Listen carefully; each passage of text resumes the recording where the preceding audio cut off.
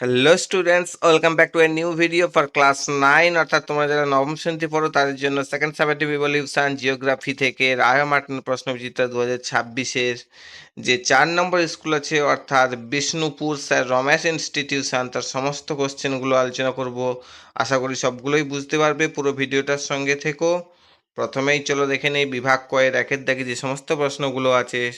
বলেছে বিকল্পগুলি থেকে সঠিক উত্তরটি নির্বাচন করে লিখতে, অর্থাৎ মাল্টিপল চয়েস কোশ্চেন। প্রথমেই দেখে নাও একের দাগের একে যেটা আছে, কোন স্থান ও তার প্রতিবাদ স্থানের মধ্যে সময়ের ব্যবধান কত হয়। কোন স্থান ও তার প্রতিবাদ স্থানের মধ্যে সময়ের ব্যবধান সবসময় 12 ঘন্টাই হয়ে থাকে। 2 নম্বরে দেখো অ্যালুসিয়ান দ্বীপপুঞ্জের কাছে আন্তর্জাতিক তারিখ রেখা, অপশান ডি-টা হবে রাইট অ্যান্সার, 7 ডিগ্রি পূর্বে বাঁকানো হয়েছে। 3 নম্বরে দেখো সমপ্রায় ভূমির উপর অবস্থিত অনুচ্চ টিলাগুলিকে কি বলে, মোনাডনক বলে, অপশান সি হবে রাইট অ্যান্সার। এবার 4 নম্বরে দেখে নাও হিমালয় ও কুয়েনলুন পর্বতের মধ্যে অবস্থিত কি, এটা অনেকবারই পড়েছো, অপশান বি হবে রাইট অ্যান্সার, তিব্বত মালভূমি। 5 নম্বরটা দেখে নাও লৌহ মিশ্রিত শিলার উপর বাদামি রঙের আস্তরণ পড়ার কারণ কি, অপশান সি হবে রাইট অ্যান্সার, জারণের জন্য হয়ে থাকে, অর্থাৎ যে মোর্চা পড়ে সেটা জারণ, বা যাকে ইংলিশে বলা হয় অক্সিডেশন, অর্থাৎ অক্সিজেনের সঙ্গে জলীয় বাষ্প মিলে লোহার সঙ্গে যে রাসায়নিক বিক্রিয়াটা করছে, আয়রন বা ফেরাস অক্সাইড তৈরি করছে, সেটাই হচ্ছে মোর্চা পড়া বা বাদামি আস্তরণ সৃষ্টির জন্য দায়ী, যাকে জারণ বা অক্সিডেশন বলা হয়। অপশন সি হবে রাইট অ্যান্সার। এবার চলো 6 নম্বরে যে প্রশ্নটা আছে দেখে নিই, উত্তরবঙ্গে ত্রাস বলা হয়, এটাও অনেকবারই পড়েছে, অপশন সি হবে রাইট অ্যান্সার, তিস্তা নদীকে। 7 নম্বরে দেখে নিই চলো, পশ্চিমবঙ্গের মালভূমি অঞ্চলের উচ্চতম শৃঙ্গ কোনটি। পশ্চিমবঙ্গের মালভূমি অঞ্চলের উচ্চতম শৃঙ্গ আমরা সবসময় জানি গোর্গাবুরু, অপশন বি হবে রাইট অ্যান্সার, এটাও পড়েছো। এবার চলো দুয়ের দিকে যে সমস্ত প্রশ্নগুলি আছে দেখে নিই, নিম্নলিখিত প্রশ্নগুলির নির্দেশ অনুযায়ী উত্তর দিতে বলেছে। অপশান এ তে দেখো শূন্যস্থান পূরণ করতে বলেছে, ভারতের প্রমাণ দ্রাঘিমা হলো, একের দাগের কোশ্চেন, ড্যাশ ভারতের প্রমাণ দ্রাঘিমা কত, মান আমরা জানি 82 ডিগ্রি 30 মিনিট ইস্ট বা 82 ডিগ্রি 30 মিনিট পূর্ব। ঠিক আছে, শূন্যস্থানে লিখবে এটা 82 ডিগ্রি 30 মিনিট পূর্ব। এবার দুয়ের দাগে চলো দেখে নিস, দুটি স্তূপ পর্বতের মধ্যবর্তী নিম্নভূমিকে বলে ড্যাশ, দুটি স্তূপ পর্বতের মধ্যবর্তী নিম্নভূমিকে বলা হয় গ্রস্ত উপত্যকা, বা যাকে ইংলিশে রিফ্ট ভ্যালি বলা হয়, তাহলে শূন্যস্থানে লিখবে গ্রস্ত উপত্যকা। 3 নম্বরে যেটা আছে দেখে নিই চলো, দ্বারকেশ্বর ও শিলাবতী নদীর মিলিত প্রবাহের নাম, এটা অনেকবারই পড়েছো, শূন্যস্থানে লিখবে রূপনারায়ণ, দ্বারকেশ্বর শিলাবতী নদীর মিলিত প্রবাহের নাম রূপনারায়ণ। এবারে চলো বি, অর্থাৎ দুয়ের দাগের যে বি যে কোশ্চেন আছে, শুদ্ধ অশুদ্ধ চিহ্নিত করতে বলেছে। প্রথমে একের দাগে দেখে নিই, নিরক্ষরেখা বরাবর হাঁটলে সময়ের পরিবর্তন হয়, এটা হচ্ছে অশুদ্ধ হবে, নিরক্ষরেখা বরাবর হাঁটলে কিন্তু সময়ের পরিবর্তন হয় না। এর কারণটা নিচে একটা দিয়েছি দেখো ছোট্ট করে, দ্রাঘিমা রেখা বরাবর পূর্ব পশ্চিমে গেলে সময়ের পরিবর্তন হয়, নিরক্ষরেখা বরাবর হাঁটলে একই দ্রাঘিমাংশে থাকলে সময় বদলানো যায় না বা বদলায় না। ঠিক আছে, তবে নিরক্ষরেখা ধরে পূর্ব পশ্চিমে হাঁটলে দ্রাঘিমাংশ বদলানোর সাথে সাথে সময় পরিবর্তন হবে। যদি দ্রাঘিমাংশকে চেঞ্জ করি নিরক্ষরেখা ধরে হেঁটে, তাহলে সময়ের পরিবর্তন হতে পারে। নিরক্ষরেখা বরাবর, ওই রেখা বরাবর হাঁটলে কিন্তু কোনো সময়ের পরিবর্তন হয় না। ক্লিয়ার? যদি না বুঝে থাকো অবশ্যই কমেন্টে জানিও। 2 নম্বরে দেখো, আর্জেন্টিনা ও চিলি সীমান্তের ওজোস ডেল সালাডো পৃথিবীর উচ্চতম আগ্নেয়গিরি, এটা কিন্তু শুদ্ধ, এই কোশ্চেনটা অনেকবারই পড়েছো, আগের ভিডিওগুলো গিয়ে দেখে আসবে। 3 নম্বরে চলো দেখে নিই, অন্ধ্রপ্রদেশের বুরা কেভস জলযোজন বা হাইড্রেশনের প্রভাবে তৈরি হয়েছে, এটা অশুদ্ধ, এটি প্রধানত কার্বনেশন বা অঙ্গার যোজন প্রক্রিয়ায় গঠিত চুনা পাথরের গুহা, অর্থাৎ চুনা পাথরের গুহায় কি হয়, কার্বনেশন বা অঙ্গার যোজন হয়ে থাকে, জল যোজন বা হাইড্রেশনের প্রভাবে তৈরি হয়নি। ঠিক আছে, জল যোজন বা হাইড্রেশন প্রভাবে কিন্তু অন্ধ্রপ্রদেশে বোরা কেভস তৈরি হয়নি, এটা অশুদ্ধ হবে, মনে রাখবে। এটা হয়েছে কার্বনেশন বা অঙ্গারযোজন প্রক্রিয়া গঠিত চুনাপাথরের গুহা। এবারে সির দাগে যে সমস্ত প্রশ্নগুলো আছে দেখে নিই চলো, একটি বা দুটি শব্দে উত্তর দিতে বলেছে। 1 নম্বরে দেখো, পাত সংস্থান তত্ত্বের জনক কাকে বলা হয়, ফরাসি বিজ্ঞানী পিঁচো, জেভিয়ার লে পিঁচো কে পাত সংস্থান তত্ত্বের জনক বলা হয়। ঠিক আছে, ফরাসি বিজ্ঞানী পিঁচো বা লে পিঁচো কে পাত সংস্থান তত্ত্বের জনক বলা হয়, মনে রাখবে বারবার। 2 নম্বর কোশ্চেন দেখো, তরাই শব্দের অর্থ কি, স্যাঁতস্যাঁতে বা ভেজা ভূমি, তরাই শব্দের অর্থ কি, স্যাঁতস্যাঁতে বা ভেজা ভূমি। তিনের দাগে যে সমস্ত এবার প্রশ্নগুলো আছে দেখে নিয়েছিল, 2-এর দাগ কমপ্লিট ABC। এবার 3-এর দাগে যে সমস্ত প্রশ্নগুলি আছে বলেছে নিম্নলিখিত প্রশ্নগুলির সংক্ষিপ্ত উত্তর দিতে বলেছে, আর বিকল্প প্রশ্নগুলি লক্ষণীয়, পরীক্ষার খাতে সবসময় লক্ষ্য করবে অথবা দিয়ে কোশ্চেন থাকে। 1-এর দাগে দেখে নাও স্থানীয় সময় কাকে বলে, এটা অনেকবারই পড়েছ, লোকাল টাইম যাকে ইংলিশে বলা হয়। কোনো স্থানে আকাশে মধ্যাহ্নে সূর্যের সর্বোচ্চ উন্নতি অর্থাৎ সূর্যের যে সর্বোচ্চ অবস্থানে যখন থাকে মাথার উপরে থাকে, একদম মধ্যাহ্নে দুপুর 12টাকে ধরা হয় মেনলি, অনুসারে সারা দিনের যে সময় নির্ধারণ করা হয় তাকে স্থানীয় সময় বলা হয়। অর্থাৎ দুপুর 12টার টাইমকে ধরে কোনো নির্দিষ্ট এলাকায় যে সময়কে নির্ধারণ করা হয় সেটাই হচ্ছে ওই এলাকার স্থানীয় সময়। বিভিন্ন দ্রাঘিমা রেখায় স্থানীয় সময় বিভিন্ন হবে, কারণ ওটা একটা নির্দিষ্ট এলাকা ভিত্তিক হয়ে থাকে। যেমন কলকাতা 88°30' পূর্ব, যেখানে স্থানীয় সময় যখন দুপুর 12টা, ঠিক তখন দিল্লিতে 77°13' পূর্বে স্থানীয় সময় কত, বেলা 1টা বেলা 11টা 14 মিনিট 52 সেকেন্ড। ঠিক আছে, এটা একটা এক্সাম্পল দেওয়া আছে, উদাহরণ দেওয়া আছে, উদাহরণ দিয়ে লিখবে আর স্থানীয় সময় কাকে বলে লিখবে। আর এই সংজ্ঞা ছাড়া যদি এর চেয়ে ভালো বা এইরকম টাইপের যদি আরো একটু সহজ করে দেখতে চাও আগের ভিডিওগুলো দেখে আসতে পারো, সেখানে একটু অন্যরকম করে লেখা আছে। এবারে চলো এর অথবা যে কোশ্চেন আছে অর্থাৎ বিকল্প কোশ্চেন, GMT কি, যাকে ফুল ফর্ম হিসেবে আমরা জানি গ্রিনিচ মিন টাইম। ঠিক আছে, GMT অবশ্যই জানবে, তোমরা বইতেও পড়েছো। GMTর পুরো নাম হলো গ্রিনিচ মিন টাইম, গ্রিনিচের প্রমাণ সময় বা গ্রিনিচের মান সময় বলা হয়।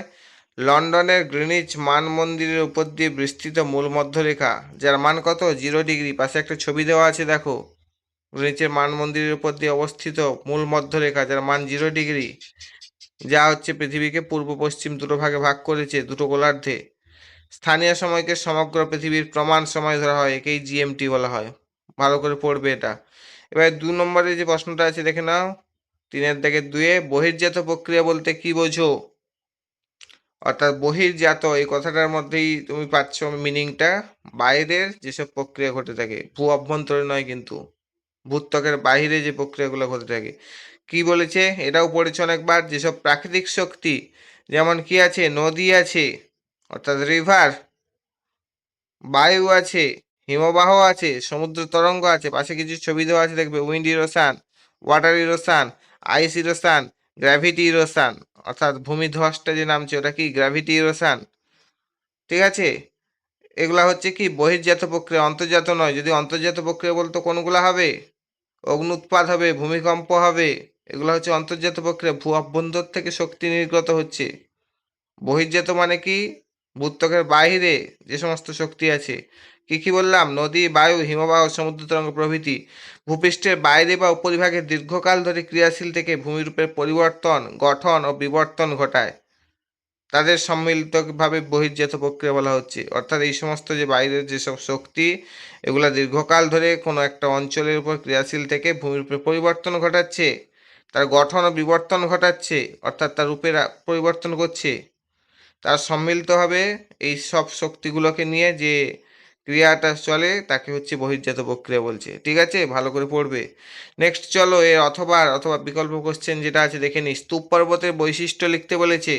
1 নম্বরে দেখো, স্তূপ পর্বতের শীর্ষদেশ বা চূড়া চ্যাপ্টা ও মালভূমির মতো হয়। পাশে একটা স্কেচ ছবি দেওয়া আছে দেখো, আর তার পাশে একটা ন্যাচারাল ছবিও দেওয়া আছে যেটা গুগল থেকে নেওয়া। স্কেচ ছবিটা দেখো, শীর্ষদেশটা কি, একদম উপরটা কি চ্যাপ্টা হচ্ছে, ও মালভূমির মতো অনেকটা দেখতে হয়। মালভূমিকে কি বলা হয়, টেবিল ল্যান্ড। টেবিল কেমন দেখতে হয়, টেবিলের মতো, উপরটা সমতল থাকবে আর চ্যাপ্টা থাকবে। ঠিক স্তূপ পর্বতের শীর্ষদেশটা চ্যাপ্টা থাকে অনেকটা মালভূমির মতো, এই জন্য বলেছে চূড়া চ্যাপ্টাও মালভূমির মতো হয়। ঠিক আছে, মালভূমিকে টেবিল ল্যান্ড বলে মনে রাখবে।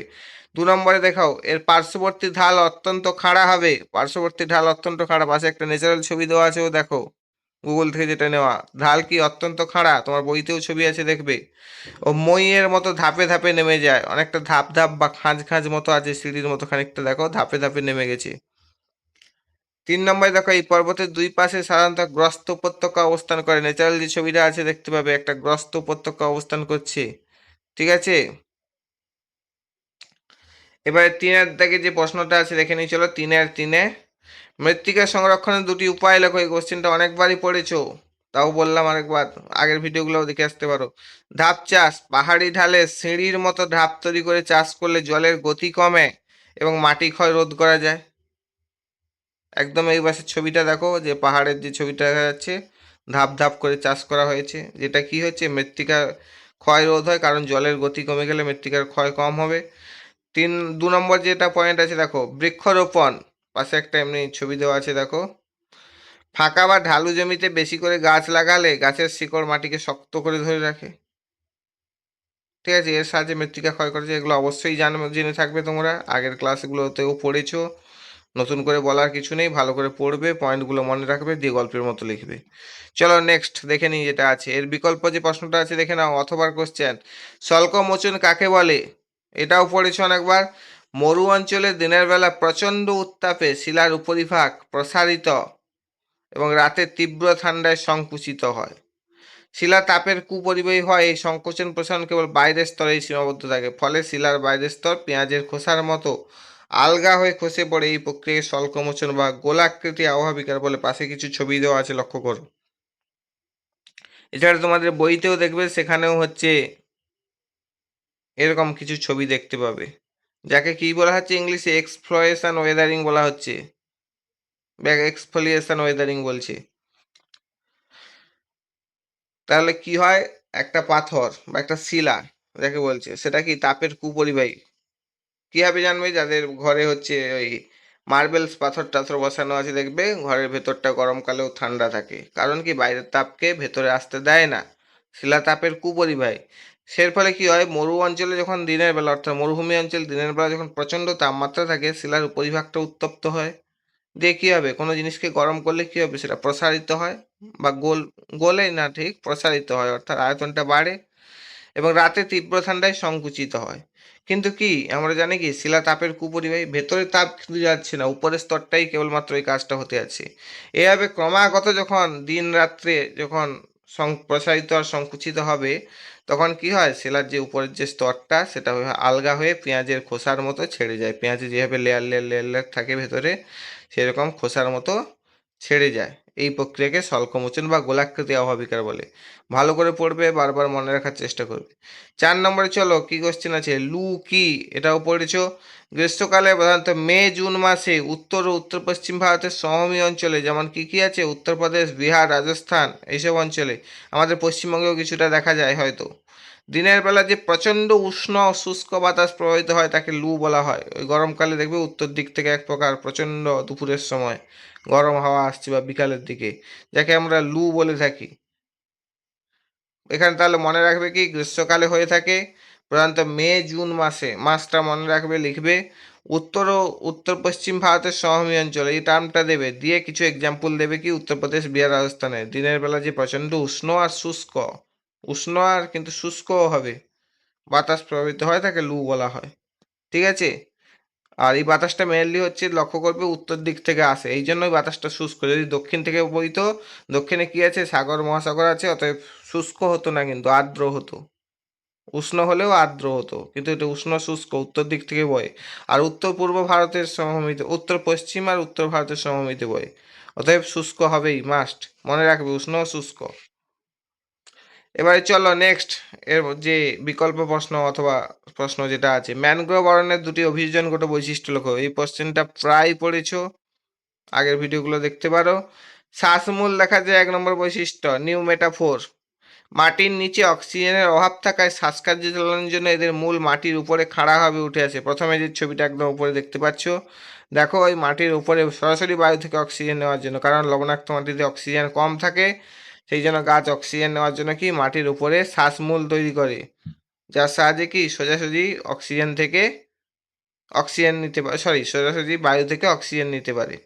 ঠিক আছে, এবারে ঠেসমূল দেখা যায়, স্টিল রুট দেখা যায়, নিচের ছবিটা দেখতে পারো, ঠেসমূল, যা গাছকে হচ্ছে জোয়ার ভাটার যে স্রোত আর নরম মাটিতে গাছকে ধরে রাখতে সাহায্য করে। চলো কি লেখা আছে দেখে নিই, জোয়ার ভাটার জল ও কাদার হাত থেকে গাছকে সোজাভাবে দাঁড় করিয়ে রাখার জন্য কাণ্ডের নিচ থেকে ঠেস মূল বের হয়, অনেক মূল দেখো, যা গাছকে ধরে রাখতে সাহায্য করে, চারিদিকে বেড়ার মতো বিস্তার করে আছে। এবারে চলো নেক্সট, 4-এর দাগে যে সমস্ত প্রশ্নগুলো আছে দেখে নিই। নিম্নলিখিত প্রশ্নগুলির উত্তর দিতে বলেছে, বিকল্প প্রশ্নগুলির লক্ষ্য নেই, এখানেও অথবার প্রশ্ন আছে, দেখে নাও। 1-এর দাগে পার্থক্য লিখতে বলছে মহীভাবক ও গিরিজনী আলোড়নের। অর্থাৎ এপিরোজেনিক মুভমেন্ট আর ওরোজেনিক মুভমেন্ট। মহিভাবককে কি বলা হয়? এপিরোজেনিক, আর গিরিজনিককে বলা হয় ওরোজনিক।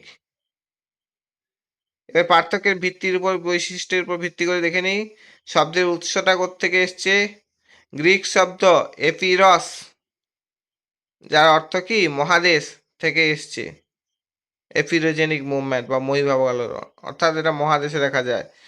আর গ্রিক শব্দ, আর গিরিজনির ক্ষেত্রে দেখে নিই, গ্রিক শব্দ ওরস, যার অর্থ কি পর্বত, তা থেকে এসছে। অর্থাৎ গিরিজনি, গিরি মানে কি বর্বতকে বলা হয়, সমার্থক শব্দ, মনে রাখবে। এবার 2 নম্বরে দেখে নাও, ক্রিয়ার অভিমুখ পার্থক্যের ভিত্তির বিষয়। পৃথিবীর ব্যাসার্ধ বরাবর লম্বভাবে বা উলম্বভাবে কাজ করে। এটা পৃথিবীর ব্যাসার্ধ বরাবর লম্বভাবে বা উলম্বভাবে কাজ করে কিন্তু। আর গিরিজনটা কীভাবে কাজ করে? পৃথিবীর পরিধি বরাবর কাজ করে, অনুভূমিকভাবে কাজ করে। ঠিক আছে। এবার 3 নম্বরে চলে নাও, পার্থক্যের বিষয় কি আছে? ভূমিরূপের গঠন। ভূমিরূপের গঠন কেমন? মহিভাবক আলোড়নের ক্ষেত্রে মহাদেশ, মালভূমি এবং মহাসাগরীয় অববাহিকা গঠন করে। আর গিরিজনের ক্ষেত্রে দেখে না, প্রধানত ভঙ্গিল পর্বত গঠনে সাহায্য করে। তাহলে কি হয়? মহিভাবক আলোড়নে কি কি সৃষ্টি হয়? মহাদেশ সৃষ্টি হয়, মালভূমি সৃষ্টি হয়, মহাসাগরীয় অববাহিকা গঠিত হয়। আর গিরিজনীয় আলোড়নের ক্ষেত্রে মনে রাখবে ভঙ্গিল পর্বত গঠন করে। ঠিক আছে। এবার চলো 4 নম্বরে যেটা আছে দেখে নিই, পার্থক্যের বিষয়। প্রভাবের পরিধি। প্রভাবের পরিধি কোথায়? প্রভাবের পরিধি কতটা দেখে নিই। মহিভাবক আলোড়নের ক্ষেত্রে বিশাল অঞ্চল বা মহাদেশ জুড়ে বিস্তৃত হয়। আর গিরিজনে কি তুলনামূলকভাবে সংকীর্ণ এবং দীর্ঘ পার্বত্য অঞ্চলে ঘটে থাকে। তাহলে মহিভাবকের অর্থ থেকেই প্রথমে জানতে পেরেছি অর্থ মহাদেশ, যা এপিরস নামক একটা শব্দ, গ্রিক শব্দ থেকে এসেছে। অতএব এটা বিশাল অঞ্চল বা মহাদেশ জুড়ে হতে থাকে। আর গিরিজনটা একটা ছোট্ট তুলনামূলক সংকীর্ণ অঞ্চল বা দীর্ঘ পার্বত্য অঞ্চলে ঘটে থাকে। এবারে 5 নম্বর পার্থক্যের বিষয়ে দেখো, শিলার পরিবর্তন। মহিভাবক আলোড়নের ক্ষেত্রে কি হয় দেখে নিই চলো। শিলাস্তরের উত্থান বা অবনমন ঘটে থাকে, কোনো ভাঁজ পড়ে না। কোথাও শিলাস্তরের উত্থান ঘটে থাকে, কোথাও আবার অবনমন ঘটে থাকে, কিন্তু কোনো প্রকার ভাঁজ সৃষ্টি হয় না। কিন্তু গিরিজনী আলোড়নের ক্ষেত্রে কি হয়? শিলাস্তরে প্রবল পার্শ্বচাপের ফলে ভাঁজ ও চ্যুতির সৃষ্টি হয়। ঠিক আছে। ভালো করে পার্থক্য পড়বে, পরীক্ষায় আসার সম্ভাবনা যথেষ্ট আছে। এখান থেকে পড়তে ভালো না লাগলে বই থেকেও দেখে পড়বে, বইতেও তোমাদের পার্থক্য দেওয়া আছে। চলো এবারে নেক্সট, এর অথবার কোশ্চেন বা বিকল্প যে প্রশ্নটি আছে দেখে নিই। পৃথিবীর বেশিরভাগ মানুষই সমভূমিকে বাসস্থান ক্ষেত্র হিসেবে বেছে নিয়েছেন। বক্তব্যটির সপক্ষে 3টি যুক্তি দাও। মানে বেশিরভাগ মানুষ তো সমভূমিকেই বাসস্থান ক্ষেত্র হিসেবে যে বেছে নিয়েছেন, এই বক্তব্যটির সাপেক্ষে 3টি যুক্তি দিতে বলেছি। চলো দেখে নিই। পৃথিবীর বেশিরভাগ মানুষ সমভূমি অঞ্চলে বসবাস করার সপক্ষে 3টি প্রধান যুক্তি নিচে দেওয়া হলো। 1 নম্বর হচ্ছে জলের সহজলভ্যতা। সমভূমির মাটির অভ্যন্তরের ভৌম জল এবং অসংখ্য নদ নদী, খাল ও জলাশয় থেকে সেচ, দৈনন্দিন কাজকর্ম, পানীয় ও শিল্প কাজের জল পর্যাপ্ত পরিমাণে পাওয়া যায়, অর্থাৎ জলের সহজলভ্যতা আছে। সোর্সেস অফ ওয়াটার কি কি আছে? পাশে একটা ছবি দেওয়া আছে, দেখে নাও, গুগল থেকে নেওয়া। বৃষ্টিপাত, রিভার ওয়াটার পাওয়া যায়, পন্ড পুকুর সমতল ভূমিতে দেখা যায়, কুয়ো অর্থাৎ ওয়েল বা ডিপ টুয়েল থেকে পাওয়া যায়, স্ট্রিম বা নদী গেছে, সি সমুদ্র আছে। এগুলো সমতল ভূমির কিছু জলের উৎস, যেখান থেকে সহজেই জল পাওয়া যায়। কিন্তু পার্বত্য এলাকায় এইসব উৎস থেকে সহজে জল পাওয়া যায় না, কেবলমাত্র রিভারটাই দেখা যায় আর বৃষ্টির জলটা হয়ে থাকে। ঠিক আছে। চলো নেক্সট, এবার 2 নম্বরে কি পাওয়া যায়? খনিজ সম্পদের প্রাচুর্য পাওয়া যায়। নদী অববাহিকা, উপকূলীয় সমভূমি, খনিজ তেল, প্রাকৃতিক গ্যাস ও কয়লার ভাণ্ডার, যথা ব্রহ্মপুত্র উপত্যকা ও পারস্য উপসাগর অঞ্চলে তেল ও গ্যাস, দামোদর রাইন উপত্যকায় কয়লা, এছাড়া টিন, তামা, টাংস্টেন, অভ্র, লোহা, নিকেল, কোবাল্ট উৎপাদন হয়। তাহলে মনে রাখবে কোথায় কোথায় সমভূমি অঞ্চলে কোথায় কোথায় কি খনিজ পাওয়া যায়। নদী অববাহিকা, উপকূলীয় সমভূমি, খনিজ তেল, প্রাকৃতিক গ্যাস ও কয়লার ভাণ্ডার পাওয়া যাবে। কারণ এগুলা কোথায় পাওয়া যায়? এগুলা সম্ভবত বেলে পাথরে বা পাললিক শিলার মধ্যে পাওয়া যায়। পাললিক শিলাস্তরে পাওয়া যায়। পাললিক শিলা কোথায় দেখা যায়? নদী অববাহিকা বা উপকূলীয় অঞ্চলে। সেই পাললিক শিলাস্তরেই তো প্রাকৃতিক গ্যাস বা কয়লা পাওয়া যায়, এগুলো জীবাশ্ম জ্বালানি হিসেবে আমরা জানি। এগুলো কোথায় পাওয়া যাবে? তাহলে পাললিক শিলায়, যেটা নদী অববাহিকা বা উপকূলীয় সমভূমিতে পাওয়া যায়। এক্সাম্পল কিছু দেওয়া আছে দেখো, ব্রহ্মপুত্র উপত্যকা, পারস্য উপসাগর অঞ্চলে তেল, গ্যাস, আর দামোদর ও রাইন উপত্যকায় কয়লা পাওয়া যায়। এছাড়া অন্যান্য খনিজ পাওয়া যায় সমতল ভূমি এলাকায়, যেমন টিন, তামা, টাংস্টেন, অভ্র, লোহা, নিকেল, কোবাল্ট এটসেট্রা। ঠিক আছে। এবার চলে দেখো 3 নম্বর পয়েন্ট, এটা কিন্তু 4 হবে না, এটা 3 হবে। ঠিক আছে, এটা 3 হবে, 3 নম্বর পয়েন্ট হবে, এটা 3, 4 নয়, 4টা ভুল বসাতে হয়ে গেছে। চলো, বিস্তীর্ণ সমতল জমি কৃষির উন্নতি দেখা যায়, পয়েন্টটা বলিনি, সরি, কৃষির উন্নতি দেখা যায় কি রকম? বিস্তীর্ণ সমতল জমি, উর্বর গভীর পলি বা দোআঁশ বা কৃষ্ণ মৃত্তিকা জলসেচের সুবিধার জন্য সমভূমি বিশ্বের মধ্যে শ্রেষ্ঠ কৃষি অঞ্চল। পাশে একটা ছবি দেওয়া আছে, দেখো, একটা নদীকে কেন্দ্র করে বা নদী তীরবর্তী সমভূমিকে কেন্দ্র করে কি হয়েছে? বিস্তীর্ণ অঞ্চলে কৃষিকাজ হচ্ছে, যথা সিন্ধু, গঙ্গা, ব্রহ্মপুত্র সমভূমি, হোয়াংহো অববাহিকা, মিসিসিপি অববাহিকা, দানিউব অববাহিকা, মারে ডার্লিং অববাহিকা প্রভৃতি হচ্ছে বিখ্যাত এর জন্য। সমতল ভূমিকে কেন্দ্র করে কৃষিকাজ গড়ে ওঠে বলে। তাহলে এই 3টাই পয়েন্ট দিলাম, আরও অনেক পয়েন্ট আছে, বইতে থেকে দেখে পড়তে পারো অথবা গুগল থেকেও পড়তে পারো কিছু কিছু। ঠিক আছে, চলো নেক্সট। এবারে একটা অঙ্ক আছে, দেখে নিই 2-এর দাগে। দেখো 4-এর 2-এ গ্রিনিচে 0 ডিগ্রি, অর্থাৎ গ্রিনিচ 0 ডিগ্রি মূল মধ্যরেখার অবস্থিত, আমরা একটু আগেই পড়ে এসেছি। সেখানে বলেছে প্রশ্নে গ্রিনিচে 0 ডিগ্রি যখন বেলা 12টা, গ্রিনিচ 0 ডিগ্রিতে যখন বেলা 12টা বেজেছে, অর্থাৎ দুপুর 12টা বেজেছে, তখন ভারতের 82 ডিগ্রি 30 মিনিট, অর্থাৎ ভারতের যে প্রমাণ দ্রাঘিমা 82 ডিগ্রি 30 মিনিট পূর্বে প্রমাণ সময় কত, এটা নির্ণয় করতে বলেছে। চলো কীরকম সমাধান করা আছে দেখে নিই। দেওয়া আছে, দেখো, গ্রিনিচের দ্রাঘিমা কি 0 ডিগ্রি, কোশ্চেনে দেওয়া আছে। 2 নম্বরে দেখো ভারতের প্রমাণ দ্রাঘিমা কি দেওয়া আছে কোশ্চেনে, 82 ডিগ্রি 30 মিনিট পূর্ব, আমরা জানি। 3 নম্বরে দেখে না গ্রিনিচের সময় কত, দুপুর 12টা দেওয়া আছে। ঠিক আছে, প্রশ্নে এগুলো দেওয়া আছে, পেয়ে গেলাম আমরা। এবারে সমাধান করবো, চলি। দেখো সমাধানে ঘরে দেখো 1 নম্বরে কি পৃথিবীর 24 ঘন্টায় 360 ডিগ্রি ঘুরে, এটা জাস্ট বোঝানোর জন্য তোমাদের দিয়েছি, কিন্তু এগুলা লিখতে পারো, নাও লিখতে পারো, তোমার ইচ্ছা। পৃথিবী 24 ঘন্টায় 360 ডিগ্রি ঘোরে, তার পাশে একটা দেখো বক্স করা আছে, দেখো 24 ঘন্টায় 360 ডিগ্রি, মানে 24 ঘন্টা মানে কি 24 × 60 মিনিট, তাই তো? 1 ঘন্টা মানে 60 মিনিট, 24 ঘন্টা মানে 24 × 60 মিনিট, যা আসবে সেটাই হচ্ছে 360 ডিগ্রি ঘুরছে। অর্থাৎ তাহলে 1 ডিগ্রিতে কত ঘুরবে? 1 ডিগ্রি দ্রাঘিমায় সময়ের বিস্তার হবে 4 মিনিট, যেটা পড়ে এসছো, আগের ভিডিওগুলোও দেখতে পারো। আর 1 মিনিট দ্রাঘিমায় তাহলে সময়ের পার্থক্য কত হবে? সেই হিসাব মতো 4 সেকেন্ড হচ্ছে। যেহেতু 24 ঘন্টায় 360 ডিগ্রি ঘুরছে, পৃথিবী একটা গোল বস্তু, অনেকটা গোলাকার, অর্থাৎ কি 360 ডিগ্রি হবে। একটা বৃত্তের রেডিয়াস কত জানি? 360 ডিগ্রি। তাহলে 1 ডিগ্রি 4 মিনিটে ঘুরছে, আর 1 সেকেন্ডে 4 সেকেন্ড সময় লাগছে, মানে 1 ডিগ্রি দ্রাঘিমার পার্থক্য সময়ের পার্থক্য 4 মিনিট, আর 1 সেকেন্ড দ্রাঘিমার পার্থক্য সময়ের পার্থক্য 4 সেকেন্ড হচ্ছে, এটাই জানি। 2 নম্বরে সেটাই লেখা আছে। এবার 3 নম্বরে চলো দেখে নিই সমাধানের 3 নম্বর যে পয়েন্টটি। তাহলে সময়ের পার্থক্য নির্ণয় করব। কার সময়ের পার্থক্য? আগে প্রথমে সময়টা নির্ণয় করে নিই। 82 ডিগ্রি 30 মিনিটে কত সময় হচ্ছে? 82 ডিগ্রি মানে কি ডিগ্রিকে মিনিট দিয়ে গুণ হবে, গুণিতক 4 মিনিট, যুক্ত 30 মিনিটকে কি হবে? 30 মিনিটকে সেকেন্ড দিয়ে গুণ হবে, কারণ 1 মিনিট দ্রাঘিমার পার্থক্যে 4 সেকেন্ড হয়। তাহলে চলো 82 × 4 মিনিট মানে কি 328 মিনিট, আর 30 × 4 সেকেন্ড মানে কি 120 সেকেন্ড, মানে যেটাকে 2 মিনিট ধরেছি। 328 যুক্ত 2 মিনিট সমান 330 মিনিট, মানে কি 330 মিনিট মানে কি 5 ঘন্টা 30 মিনিট, কারণ 1 ঘন্টা আমরা জানি 60 মিনিট, 5 ঘন্টা 30 মিনিট মানে 5টা 30, তাই তো? এবার 4 নম্বর পয়েন্ট দেখে নাও, ভারত গ্রিনিচের পূর্বে অবস্থিত। ভারত কোথায়? মানচিত্রে দেখবে গ্রিনিচের পূর্বে অবস্থিত, তাই ভারতের সময় 5 ঘন্টা 30 মিনিট এগিয়ে থাকবে। যদি পশ্চিমে অবস্থিত হতো তাহলে পিছিয়ে থাকতো, যেহেতু পূর্বে সবসময় যেসব গ্রিনিচের পূর্বে যে সমস্ত দেশ বা মহাদেশ অবস্থিত তার টাইম সবসময় এগিয়ে থাকে, আর গ্রিনিচের পশ্চিমে যে সমস্ত দেশ বা মহাদেশ অবস্থিত তার টাইম সবসময় গ্রিনিচের থেকে পিছিয়ে থাকবে।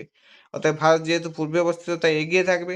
তাহলে গ্রিনিচের প্রমাণ সময় কত দেওয়া আছে? যখন বেলা 12টা দেওয়া আছে, তার থেকে 5 ঘন্টা 30 মিনিট এগিয়ে থাকবে, তাহলে কত হবে? নিচে উত্তরটা দেখে নাও, ভারতের প্রমাণ সময় 12টা যুক্ত 5টা 30, মানে বিকাল 5টা 30 হবে, তাই তো? বা 17টা 30, ঠিক আছে? তাহলে ভারতের প্রমাণ সময় কত হবে? 5টা 30 বা 17টা 30, ঠিক আছে? চলো এবার নেক্সট। এর যে বিকল্প প্রশ্ন বা অথবা প্রশ্ন যেটা আছে দেখে নিই। অক্ষরেখার বৈশিষ্ট্য বর্ণনা করতে বলেছে। অক্ষরেখার বৈশিষ্ট্য কি কি? 1 নম্বর, এই কোশ্চেনটা আগের ভিডিওগুলো দেখে আসতে পারো, সেখানেও একটা কোশ্চেন এরকম ছিল। অক্ষরেখার বৈশিষ্ট্য দেখো, 1 নম্বরে বিস্তার। এগুলি পৃথিবীকে পূর্ব পশ্চিমে বেষ্টন করে আছে। পাশে একটা ছবি দেওয়া আছে দেখো, পূর্ব থেকে পশ্চিমে বেষ্টন করে আছে। ঠিক আছে, শুধু অক্ষরেখাগুলো কিন্তু এখানে দেওয়া আছে, দ্রাঘিমা রেখা আঁকা হয়নি। দ্রাঘিমা রেখা উত্তর দক্ষিণে বিস্তার করে আছে, কিন্তু সেটা দেওয়া নেই। এটা শুধু পূর্ব পশ্চিমে অক্ষরেখার ছবিটাই দেওয়া আছে। 2 নম্বরে দেখো বৃত্তাকার। অক্ষরেখাগুলি পূর্ণ বৃত্তাকৃতি, কাল্পনিক রেখা। কোণের সমষ্টি কত? 360 ডিগ্রি। এবার 3 নম্বরে দেখে নাও, অসমান দৈর্ঘ্য। পরিধি সমান নয় কোথাও, কারণ উত্তর মেরু থেকে এটা কি, উত্তর মেরু দুদিক চাপা, পরিধি পরপর কম দেখা যাচ্ছে। 90 degree north pole, 90 degree south pole, ছবিতে দেখো। আর মাঝখানে ইকুয়েটরের কাছে সবচেয়ে বেশি, তাই তো? তাহলে কি পরিধি সমান নয়? নিরক্ষরেখা থেকে মেরুর দিকে হ্রাস পায়, আর নিরক্ষরেখা বৃহত্তম ও দুই মেরুতে শূন্য হয়। এবার 4 নম্বর পয়েন্ট দেখো, সমান্তরাল। অক্ষরেখার বৈশিষ্ট্যের 4 নম্বর পয়েন্ট, অক্ষরেখাগুলি নিরক্ষরেখার সঙ্গে ও পরস্পর সমান্তরালে অবস্থান করে, তাই এদের মধ্যে পারস্পরিক দূরত্ব সর্বদা সমান হয়। 5 নম্বরে দেখো, সংখ্যা ও মান। 1 ডিগ্রি অন্তর 179টি অক্ষরেখা কল্পনা করা হয়েছে। অক্ষরেখার সর্বোচ্চ মান 90 ডিগ্রি ও সর্বনিম্ন মান 0 ডিগ্রি। সর্বনিম্ন মানটা কোথায়? ইকুয়েটরে। আর সর্বোচ্চ মানটা কোথায়? পোলগুলোতে, অর্থাৎ দুই মেরু অঞ্চলে। এবার 6 নম্বরে দেখে নাও, কেন্দ্রবিন্দু। এদের কেন্দ্রবিন্দু পৃথিবীর মেরুরেখায় থাকে, তাই এরা ক্ষুদ্রাবৃত্ত বা ক্ষুদ্রবৃত্ত। এদের কেন্দ্রবিন্দু কোথায় থাকে? পৃথিবীর মেরুরেখায়। সেগুলা কি? ক্ষুদ্রবৃত্ত। ঠিক আছে। আর এখানে মনে রাখবে যে অক্ষরেখার মান, সর্বোচ্চ নিম্ন মান হচ্ছে 0 ডিগ্রি হয়, যেটা ইকুয়েটর। আর সর্বোচ্চ মান 90 ডিগ্রি হয়, যেটা দুই পোলে অবস্থিত বা দুই মেরুতে অবস্থিত। আর যদি দ্রাঘিমা রেখা হতো, তার সর্বোচ্চ নিম্ন মান হচ্ছে 0 ডিগ্রি, আর সর্বোচ্চ মান 180 ডিগ্রি, যেটা পূর্ব পশ্চিম, উত্তর দক্ষিণে যেটা বিস্তৃত। ঠিক আছে, চলো এবারে নেক্সট 3 নম্বর যে প্রশ্নটা আছে দেখে নিই। আবহাওয়া বিকারের 3টি ফলাফল লিখতে বলেছে। আবহাওয়া বিকারের ফলাফলে কি হয়? 1 নম্বরে হয় রেগোলিত ও মাটি সৃষ্টি বা মৃত্তিকা সৃষ্টি হয়। কিরকম দেখে নিই চলো। যান্ত্রিক ও রাসায়নিক আবহাওয়া বিকারের ফলে সৃষ্ট শিলাচূর্ণ বিয়োজিত পদার্থ ভূপৃষ্ঠের উপর সঞ্চিত হয়ে শিথিল ও নরম নানা রকম শিলার এক আভু আস্তরণ গড়ে ওঠে। একে রেগোলিত বলা হয়। পাশে একটা ছবি দেওয়া আছে, লক্ষ্য করো। কি হচ্ছে? যান্ত্রিক ও রাসায়নিক আবহাওয়া বিকারের ফলে সৃষ্ট শিলাচূর্ণ কি বিয়োজিত হয়ে ভূপৃষ্ঠের উপর সঞ্চিত হয়ে এক প্রকার শিথিল ও নরম নানা রকম শিলার এক ভূ আস্তরণ গঠন করেছে। পাশের ছবিটা দেখো, একে রেগোলিত বলছে। এটি মাটি সৃষ্টির প্রাথমিক অবস্থা।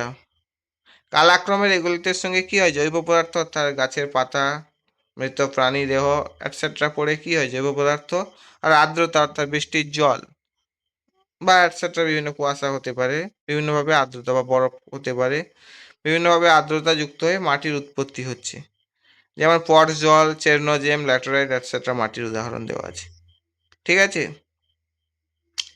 2 নম্বরে কি আবহাওয়া বিকারের ফলে কি হয়? টেরারোসা সৃষ্টি হয়। কিরকম? চুনাপাথর গঠিত কাস্ট অঞ্চলে রাসায়নিক আবহাওয়া বিকারের ফলে লোহা কণা সমৃদ্ধ লাল রঙের যে ভূ আস্তরণ গড়ে ওঠে, তাকে টেরারোসা বলছে। পাশে একটা ছবি দেওয়া আছে দেখো, চুনাপাথর গঠিত কাস্ট অঞ্চলে রাসায়নিক আবহাওয়া বিকারের ফলে লোহা কণা সমৃদ্ধ, যেহেতু আয়রন অক্সাইড থাকে তাই এটা হচ্ছে, বা ফেরাস অক্সাইড থাকে, তাই এটা কি লাল রঙের হয়ে থাকে। একে কি বলা হচ্ছে? একে টেরারোসা বলছে। এবারে 3 নম্বর কি হয়? ভূমিরূপের পরিবর্তন ঘটে। কিভাবে পরিবর্তন ঘটে? স্বল্পমোচন প্রক্রিয়ায় গ্রানাইট শিলার গোলাকার গম্বুজ ইনসেলবার্ট সৃষ্টি হয়। পাশে কিছু ছবি দেওয়া আছে, দেখবে ভূমিরূপের পরিবর্তন ঘটে ওয়েদারিং এর মাধ্যমে। মেনলি 3 রকম ওয়েদারিং এর মাধ্যমে, একটা ফিজিক্যাল, আর একটা কেমিক্যাল, আর একটা বায়োলজিক্যাল।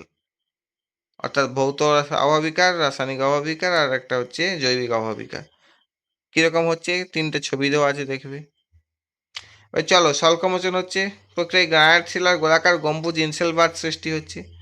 ব্লক খণ্ডীকরণ প্রক্রিয়ায় উলম্ব বহুভুজাকার স্তম্ভ ভূমিরূপ গড়ে ওঠে।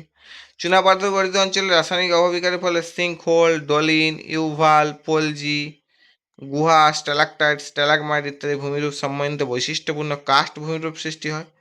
তুহিন খণ্ডীকরণের প্রভাবে যে উচ্চ পর্বতের কোণযুক্ত শিলাকণা পর্বতের গায়ে ও পাদদেশে জমা হয়ে নুড়ি ক্ষেত্র, যেরকম স্ক্রি বা ট্যালুস, ফেলসেনমার বা ব্লক স্প্রেড গড়ে ওঠে। ঠিক আছে, এটা ভালো করে পড়বে। আর এইটা যদি বুঝতে অসুবিধা হয়, তোমাদের বইতে দেখবে মানে 3 প্রকার আবহাওয়া বিকারের ফলে, এখানে যে ছবিটা দেওয়া আছে ফিজিক্যাল, কেমিক্যাল আর বায়োলজিক্যাল, তাদের দ্বারা সৃষ্ট যেসব ভূমিরূপ হয় সেগুলো মনে রাখবে। সেগুলো মনে রেখে ফিজিক্যালে কী কী হয় লিখবে, কেমিক্যালে কী কী হয় লিখবে, বায়োলজিক্যালে কী কী ভূমিরূপ তৈরি পরিবর্তন হচ্ছে লিখবে, বা কী কী ভূমিরূপ হয় লিখবে। এইভাবে লিখলেও সেটাও ঠিক হবে, ঠিক আছে। চলো এবার 4 নম্বরে যে প্রশ্নটা আছে দেখে নিই। পশ্চিমবঙ্গের জলবায়ুতে মৌসুমি বায়ুর প্রভাব বর্ণনা করতে বলেছে। পশ্চিমবঙ্গের জলবায়ুর উপর মৌসুমি বায়ুর প্রভাব। 1 নম্বরে কি হয়, এই কোশ্চেনটা অনেকবারই পড়েছো, আগের ভিডিওগুলো দেখে আসতে পারো, প্রায় প্রত্যেকটা স্কুলেই আছে এই কোশ্চেনটা।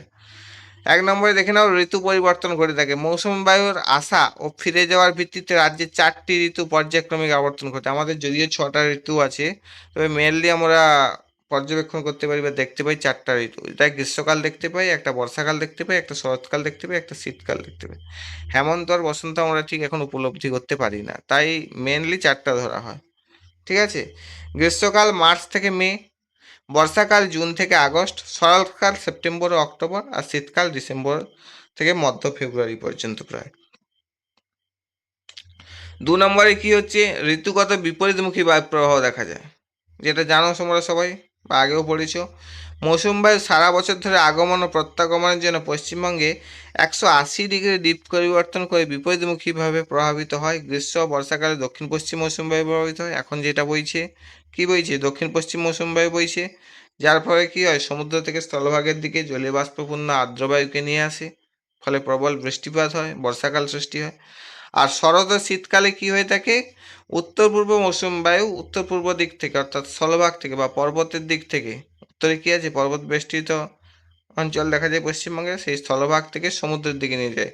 তাহলে সে বায়ু কী হবে, শীতল হবে আর শুষ্ক হবে অবশ্যই। এই ঋতুগত বিপরীতমুখী বায়ু প্রবাহ দেখা যায়, এটা মৌসুম বায়ুর কারণে কিন্তু। এবারে চলো 3 নম্বরে, পর্যাপ্ত বৃষ্টিপাত ঘটে কী হবে। মৌসুম বায়ু বঙ্গোপসাগরের শাখা রাজ্যে বর্ষাকালে গড়ে 200 থেকে 250 সেমি বৃষ্টিপাত ঘটায়। বার্ষিক প্রায় 90% বৃষ্টিপাত সম্পূর্ণ এই মৌসুম বায়ুর প্রভাব দ্বারা আর্দ্র জলবায়ুর সৃষ্টি করে থাকে পশ্চিমবঙ্গে, ঠিক আছে। প্রায় 90% বৃষ্টিপাত হয় পশ্চিমবঙ্গে মৌসুম বায়ুর দ্বারা। এবার 4 নম্বরে কি, আর্দ্র গ্রীষ্ম ও শুষ্ক শীতকাল, যেটাই বললাম একটু আগে। গ্রীষ্মকালের শেষ ভাগে বঙ্গোপসাগরে জলীয় বাষ্পপূর্ণ দক্ষিণ পশ্চিম মৌসুম বায়ু রাজ্যের সর্বত্র পর্যাপ্ত বৃষ্টিপাত ঘটিয়ে আর্দ্র করে। আর বর্ষাকালের সূচনা হয়। আবার শীতকালে স্থলভাগ থেকে আগত জলীয় বাষ্পহীন উত্তর পূর্ব মৌসুম বায়ুর জন্য শুষ্ক আবহাওয়ার সৃষ্টি হয়, ঠিক আছে। যেটা বললাম, শীতকালে যেহেতু পর্বতের দিক থেকে বা উত্তর দিক থেকে বাতাস আসে, উত্তর পূর্ব দিক থেকে, সেটা কী হবে, শুষ্ক হবে অবশ্যই, কারণ ওদিকে কোনো সমুদ্র নেই। আর যেহেতু উত্তর দিক থেকে আসে, শীতলও হবে। আর দক্ষিণ দিক থেকে যেটা আসে গ্রীষ্মকাল বা বর্ষার শুরুতে, সেটা কী হবে, সমুদ্রের দিক থেকে যেহেতু আসে আর্দ্র হবে, অর্থাৎ জলীয়বাষ্প থাকবে, আর কী হবে, উষ্ণও হবে, এটাই বলেছে। এবার 5 নম্বরে কি হয়, বৃষ্টিপাতের অসম বন্টন দেখা যায়। কী হবে, রাজ্যের বিভিন্ন অংশে মৌসুম বায়ুর বিভিন্নভাবে প্রভাবিত হওয়ার জন্য বৃষ্টিপাতের বন্টন সব জায়গায় সমান হয় না। বৃষ্টিপাত উত্তর থেকে দক্ষিণে এবং দক্ষিণ থেকে পশ্চিমে ক্রমশ হ্রাস পায়। উত্তরে পার্বত্যাঞ্চল 300 থেকে 500 সেন্টিমিটার, দক্ষিণবঙ্গে 150 থেকে 200 সেন্টিমিটার এবং পশ্চিমের মালভূমিতে 100 থেকে 125 সেন্টিমিটার বৃষ্টিপাত হয়ে থাকে। 6 নম্বরে কি হচ্ছে, অনিশ্চিত বৃষ্টিপাত। মৌসুম বায়ু খুবই খামখেয়ালি, কোনো বছর আগেও আসে ও ফিরে যায়, আবার কোনো বছর পরে আসে ও পরে ফিরে যায়, ফলে কী হয়, সব বছর সমানভাবে বৃষ্টিপাত হয় না। কখনো অতিবৃষ্টি, বন্যা এবং কখনো অনাবৃষ্টি বা খরার সৃষ্টি হয়। এই কোশ্চেনগুলো আগের ভিডিওতে আছে, ওখান থেকে যদি পড়েছো তো ভালো কথা, না পড়লে আগের ভিডিওগুলো দেখতে পারো, বইতেও দেখতে পারো। চলো এবারে নেক্সট যেটা আছে, অথবার কোশ্চেন বা বিকল্প কোশ্চেন যেটা আছে, পশ্চিমবঙ্গে অতিরিক্ত ভৌমজলের ব্যবহারের ফলে কি কি সমস্যার সৃষ্টি হয়। অতিমাত্রায় ভৌমজলের ব্যবহারের ফলে যা যা সমস্যার সৃষ্টি হয় সেগুলি চলো দেখে নিই। 1 নম্বরে হচ্ছে আর্সেনিক দূষণ হয়। ভাগীরথী ও হুগলির 2 তীরে নদিয়া, মুর্শিদাবাদ, মালদহ, উত্তর ও 24 পরগনা, হুগলি, পূর্ব বর্ধমান সহ 9টি জেলায় পলিশ্রেণীসমূহ স্তর থেকে যাচ্ছে, যা ভৌমজল উত্তোলনের ফলে কি হচ্ছে, জলে হচ্ছে পানীয় জলে আর্সেনিক দূষণ ঘটছে। এতে কি হচ্ছে, ব্ল্যাক ফুট ও ক্যান্সারের রোগ বাড়ছে, ফলে জলে নাইট্রো ফ্লোরাইড দূষণ মারাত্মক ছড়িয়ে পড়ছে। পাশে কিছু ছবি দেওয়া আছে, দেখো ব্ল্যাক ফুট ডিজিজের কিছু ছবি দেওয়া আছে।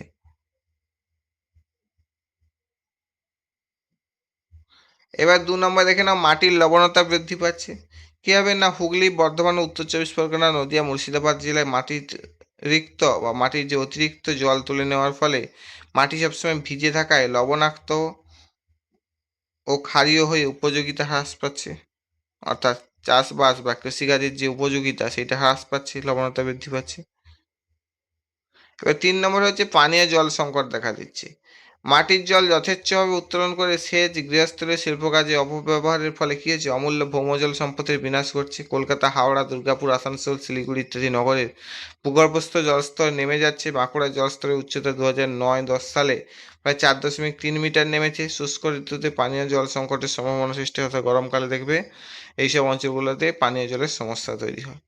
এবার 4 নম্বরে দেখে নাও, ভূস্তরের হচ্ছে নিমজ্জন ঘটছে। অতিরিক্ত মাত্রায় ভূগর্ভস্থ জল উত্তোলনের ফলে জলবাহী সচিত্র শিলাস্তরে ফাঁকা হয়ে নরম হয়ে পড়ে এবং উপরের ঘরবাড়ির চাপে সমগ্র এলাকাটি বসে যেতে পারে। এভাবে কলকাতা মহানগরীর নিমজ্জন ঘটছে।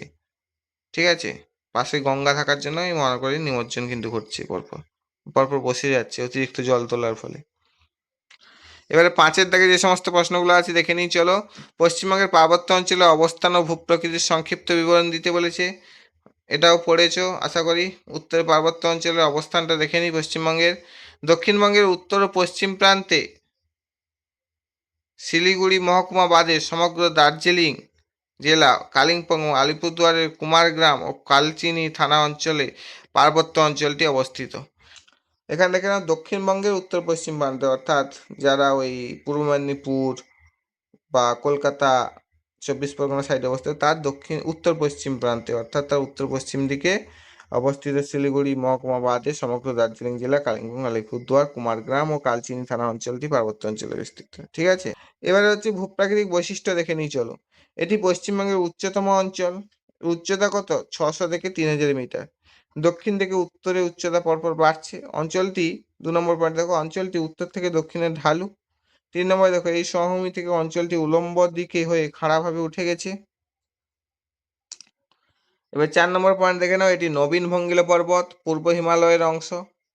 টেসিস, তিব্বত ও হিমাদ্রি হিমালয়ের পর্বতশ্রেণী রয়েছে, তবে শিবালিক অনুপস্থিত। 5 নম্বরে দেখে নাও, ভূগঠনিক দিক থেকে এটি পশ্চিমবঙ্গের নবীনতম অঞ্চল। 6 নম্বরে দেখে নাও, অঞ্চলটি মূলত ডালিং, নিস, মাইকা, সিস্ট ও ডলোমাইট শিলায় গঠিত হয়, ভাঁজ সমন্বিত। 7 নম্বরে বন্ধুর ভূভাগ, খাড়া ঢাল, গভীর গিরিখাত, তীক্ষ্ণ শৈলশিরা অঞ্চলটির প্রধান ভূপ্রাকৃতিক বৈশিষ্ট্য। এবারে ভূপ্রাকৃতিক বিভাগগুলি দেখে নাও। উত্তর দক্ষিণে বিস্তৃত তিস্তা নদীর গিরিখাত অঞ্চলটিকে 2টি অংশে বিভক্ত করেছে। 1 নম্বর হচ্ছে তিস্তার পশ্চিমাংশ, দার্জিলিং পার্বত্য অঞ্চলের সবচেয়ে উঁচু ও সর্বাধিক প্রসারিত অংশ। অঞ্চলটি নেপাল সীমান্ত থেকে তিস্তা নদী পর্যন্ত বিস্তৃত। এখানে কি হচ্ছে, 2টি শৈলশিরা রয়েছে, একটা সিঙ্গলিলা ও দার্জিলিং শৈলশিরা, যাদের গড় উচ্চতা 2600 মিটার। এবার সিঙ্গলীলা শৈলশিরাটা দেখে নাও। এটি সিকিমের পশ্চিম সীমানা দিয়ে দক্ষিণ দিকে দার্জিলিংয়ে প্রবেশ করে উত্তর দক্ষিণে প্রসারিত হয়ে নেপাল থেকে পশ্চিমবঙ্গকে পৃথক করেছে। এখানে 3000 মিটার এর অধিক উঁচু 4টি শৃঙ্গ আছে, যথা সান্দাকফু, ফালুট, সবরগ্রাম আর টংলু। আর সান্দাকফু তার তুমি জানো তো পশ্চিমবঙ্গের সর্বোচ্চ শৃঙ্গ, পাশের ছবিটা দেওয়া আছে দেখে নাও। আর দার্জিলিং বা ঘুম শৈলশিরা, যেটাকে দার্জিলিং শৈলশিরা নামে আমরা জানি, যেটাকে ঘুম শৈলশিরা বলা হয়, এটি দক্ষিণবঙ্গের তরাই অঞ্চল থেকে খাড়াভাবে উত্তর দিকে উঠে গেছে। দার্জিলিং শৈলশিরার মাঝখানে টাইগার হিল প্রধান রয়েছে, যেখান থেকে 3 দিকে 3টি শৈলশিরা বিস্তৃত হয়েছে। উত্তরে দার্জিলিং এবং উত্তর পূর্বে তাকদা পেশক এবং দক্ষিণে বাগোরা কার্সিয়াং শৈলশিরা। টাইগার হিলের কাছে ঘুম ও মংপু শৈলশিরা রয়েছে। টাইগার হিল দার্জিলিং শৈলশিরার সর্বোচ্চ শৃঙ্গ। টাইগার হিল হচ্ছে দার্জিলিং শৈলশিরার সর্বোচ্চ শৃঙ্গ। এবার 2 নম্বর হচ্ছে তিস্তার পূর্বাংশ।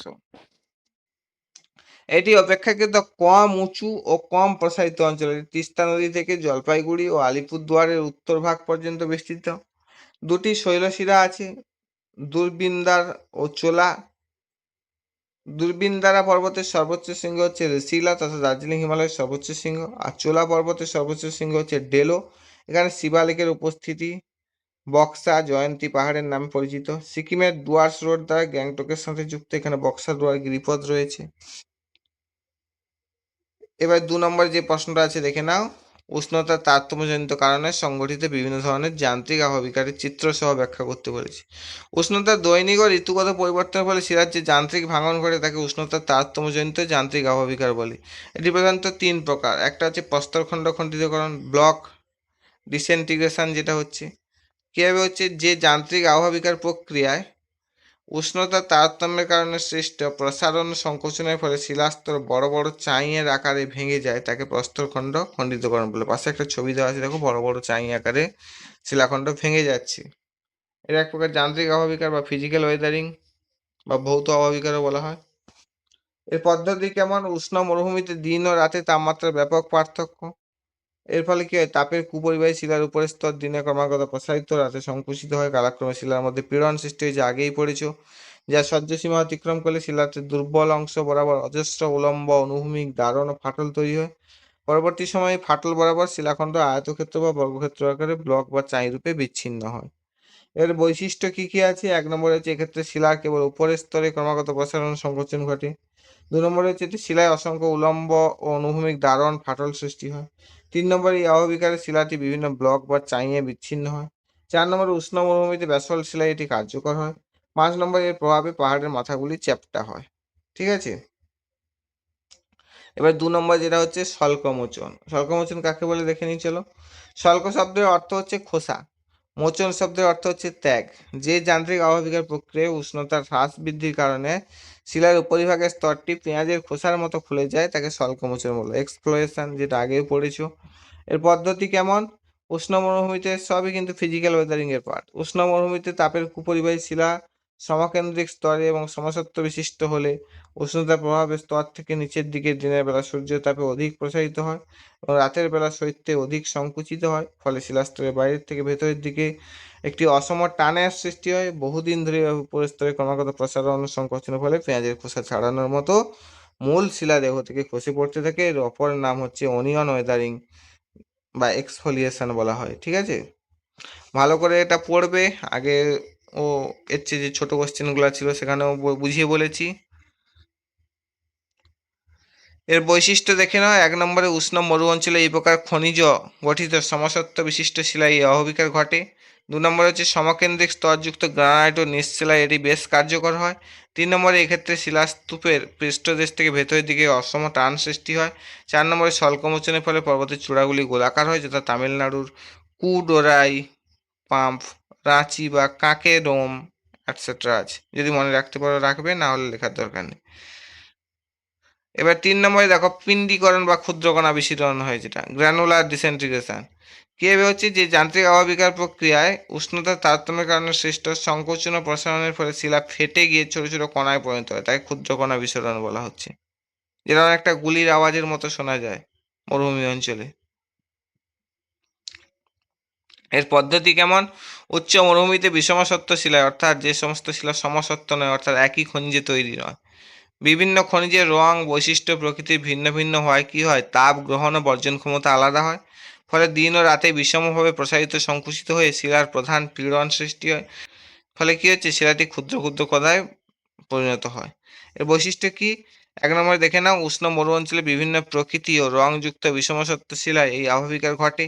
2 নম্বরে মরুভূমিতে সূর্যাস্তের পর পিত্তল থেকে গুলি ছোঁড়ার মতো, পিস্তল হতো, এটা পিত্তল হয়ে গেছে, সরি, এটা পিস্তল হতো, এটা পিস্তল হয়ে গেছে, থেকে গুলি ছোড়ার মতো শিলা ফাটার আওয়াজ শোনা যায়। 3 নম্বরে কি? এতে শিলা ক্ষুদ্র ক্ষুদ্র কণা তথা বালি বা ধুলায় পরিণত হয়। 4 নম্বরে কি? এই অববিকার দ্বারা গোলাকৃতির ভূমিরূপ সৃষ্টি হয়। 5 নম্বরে কি? গ্রানাইট ও বেলে পাথরের শিলাটি কার্যকর হয়। মনে রাখবে এগুলা, বৈশিষ্ট্য এগুলো মনে রাখবে। এইটুকু পর্যন্তই। Thank you for watching.